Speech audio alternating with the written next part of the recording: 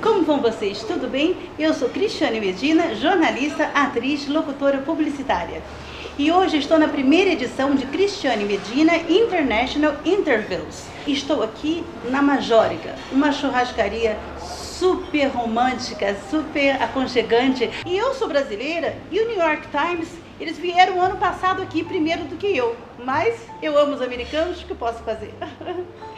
Então, hoje eu vou entrevistar o sommelier Valmir Pereira, um dos sommeliers mais queridinhos do Brasil.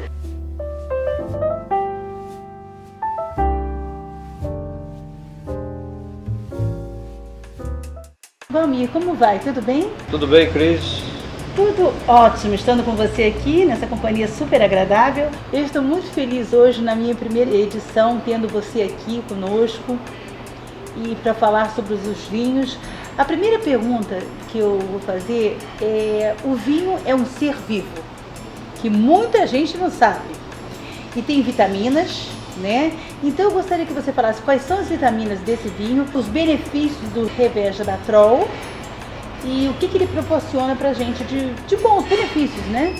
O vinho é um ser vivo. Se você traçar um gráfico, ele nasce, cresce, chega ao seu apogeu e morre, como nós. Então ele quer ser tratado como tal, temperatura, deitadinho, uma penumbra na luz. E ele tem vitamina de A a Z. O vinho não é considerado uma bebida alcoólica, é considerado um alimento. E o resveratrol é uma substância que vem da casca da uva, dos taninos da uva, que ele rejuvenesce, ajuda no rejuvenescimento e ele queima as gorduras. Então ele desobstrui as nossas coronárias. Então, se você desde que beba com moderação, um copo no almoço, um copo no jantar, então você tem esse benefício com o resto da vida, também cicatrizante em caso de algum problema.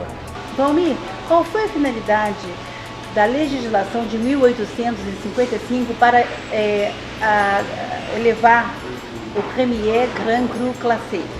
Napoleão, ele, como muito vaidoso, ele queria beber os melhores vinhos franceses. Ou seja, então ele sancionou a lei de 1855, os Premier Grand Cru Classé, para que eles bebessem os melhores vinhos, e outros consumidores também vaidosos queriam também degustar esses vinhos com a legislação. Em 1855 foi a legislação, como você falou muito bem. Então o Mouton Rothschild, do Barão Rothschild, ele era um deuxième, o segundo vinho, e o produtor, o Barão de Rothschild, não queria que ele fosse um vinho de segunda linha, ou seja, o deuxième. E os produtores se reuniram em Bordeaux e pressionaram Jacques Chirac, Monsieur Jacques Chirac, que ele na época ele era ministro da Agricultura em 1973, para abrir a legislação de 1855, para levar o Mouton Rothschild à Premier Grand Cru Classé. Então, daí para cá, cada safra do Mouton Rothschild, vem um cordeirinho, o Mouton cordeiro, né? Vem um cordeirinho desenhado à mão pelo artista plástico, diferente cada ano. Cada safra um artista diferente.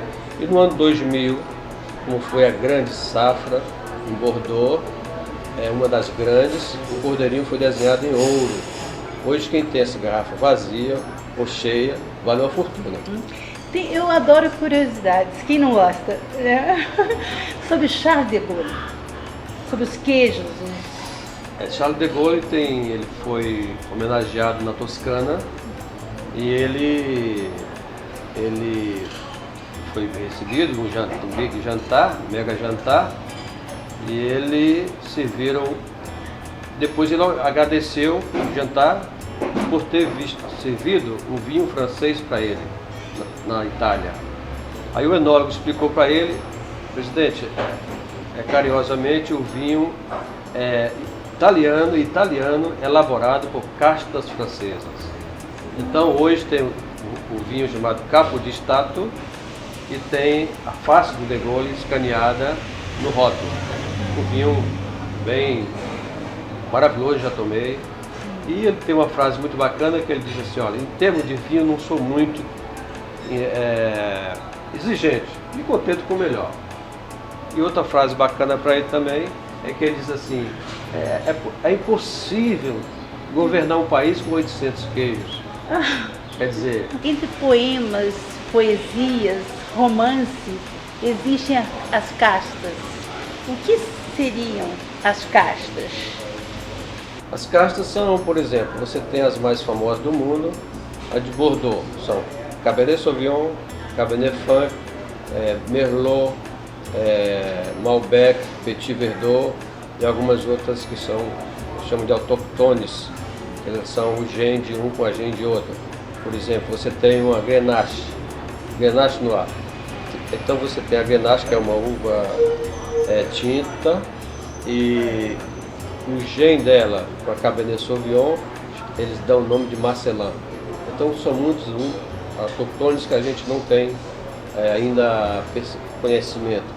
Mas as castas são as uvas, né? Por exemplo, se você está na Borgonha, tem duas uvas em toda a região da Borgonha, na Côte d'Or, onde tem o grande Romanée Conti, que eu já vendi algumas garrafas, e então a tinta é a Pinot Noir e a branca é a Chardonnay. Então são as castas da Borgonha. As castas de Chablis, só existe uma casta, que é a Chardonnay. Família, você está falando em países, né? Na Itália é o Prosecco. Aqui no Brasil ainda estão estudando o nome?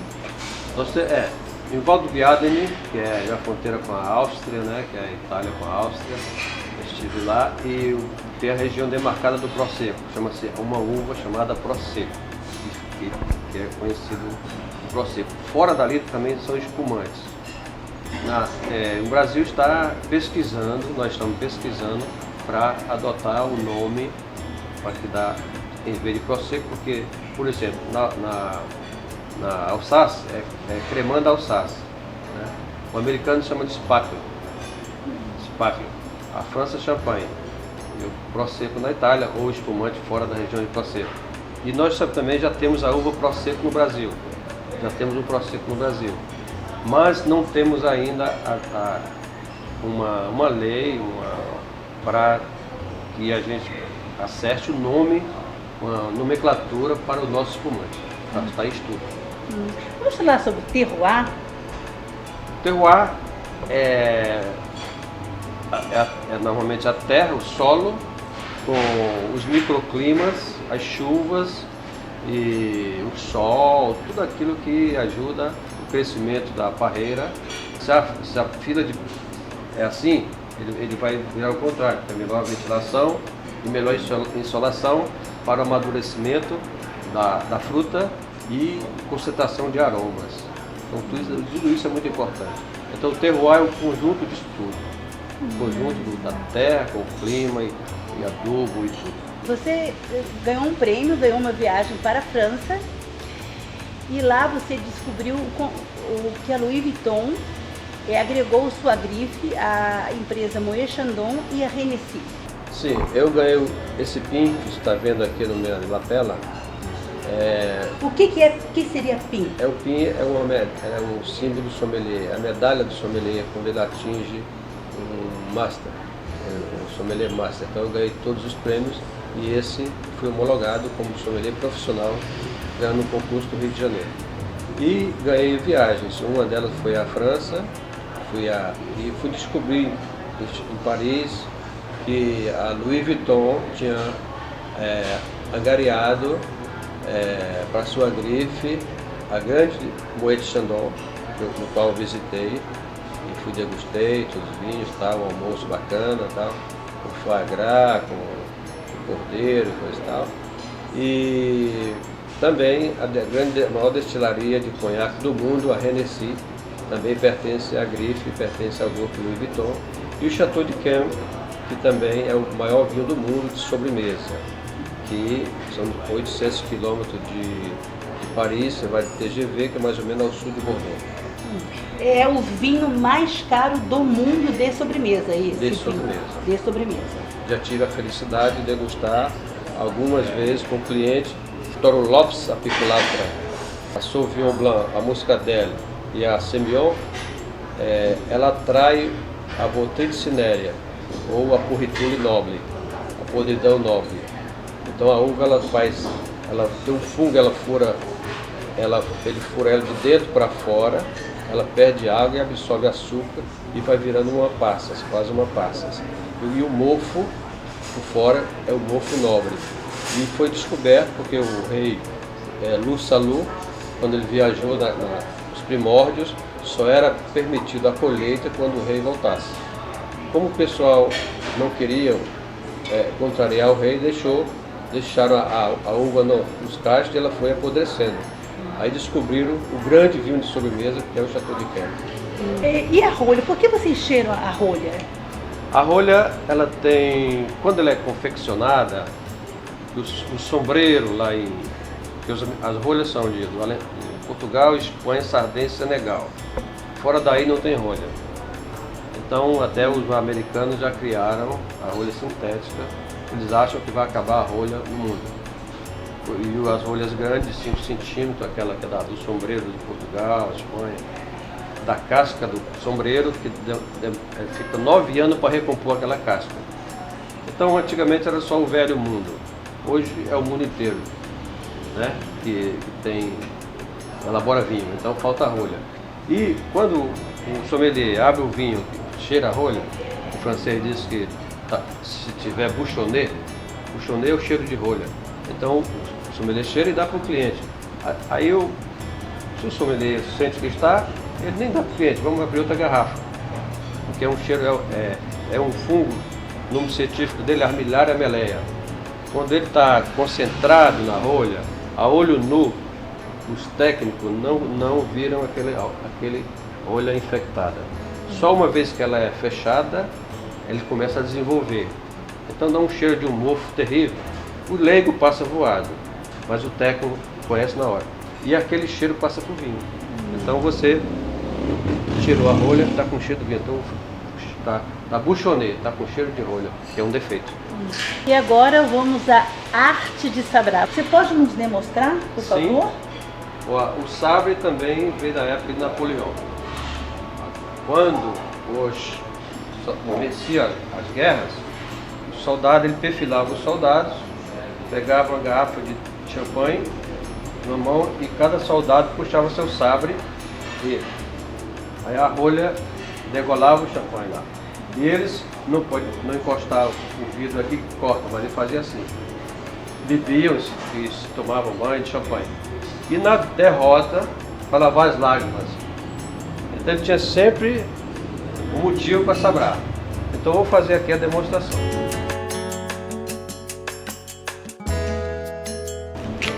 O champanhe tem que estar bem gelado, que é para não sair. Aí você mira. Tá vendo a mira? Sim, sim.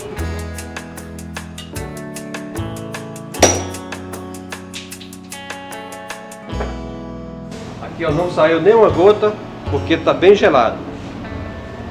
Aí você serve no copo. Cientificamente está provado que são 5 graus atmosféricos de pressão interna. É como se fosse o pneu do caminhão. Então o estampido levou todos os vidros. Você pode provar, eu vou provar com você. Obrigada, mas eu vou provar. Tem vidro aqui dentro? Não, foi tudo. Foi tudo. Você não pode encostar na boca aqui, ó. O soldado fazia assim. Santé. Santé.